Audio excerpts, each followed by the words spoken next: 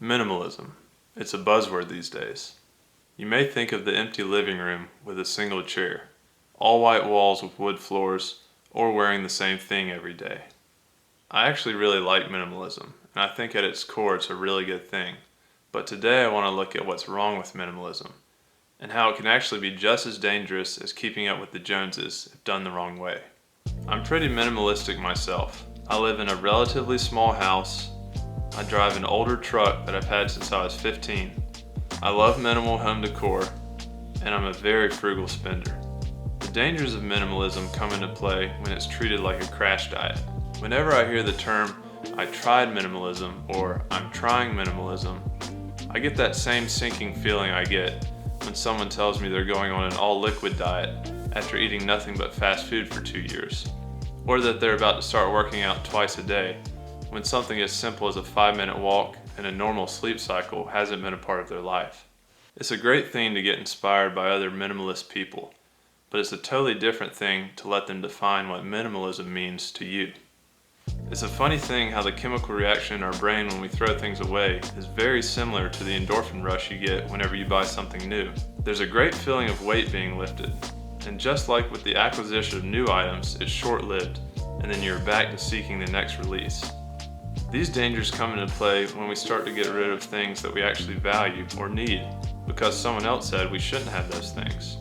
Just because someone else doesn't have any artwork on the walls in their house doesn't mean you should take down everything in your house.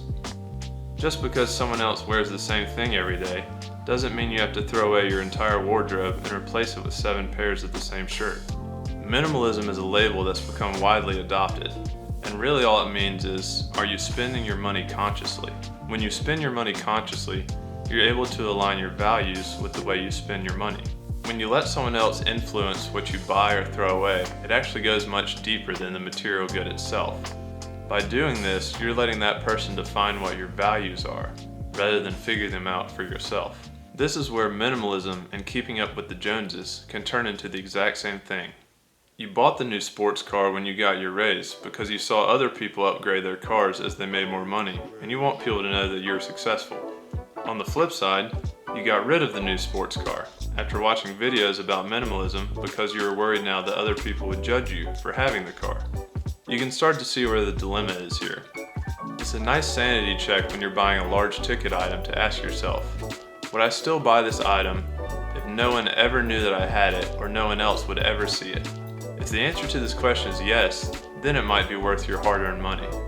Simplifying your life and the material goods that you own is a beautiful thing. It should be done slowly through learning what you value rather than what other people value. If you treat minimalism like a crash diet, you will crash and burn. However, if you learn to spend your money consciously and remove the excess noise from your life, you will find freedom like never before. I think Mark Manson framed this in a way that makes a lot of sense. Real freedom is the conscious decision to live with less. Now all you have to do is define what the word less means to you.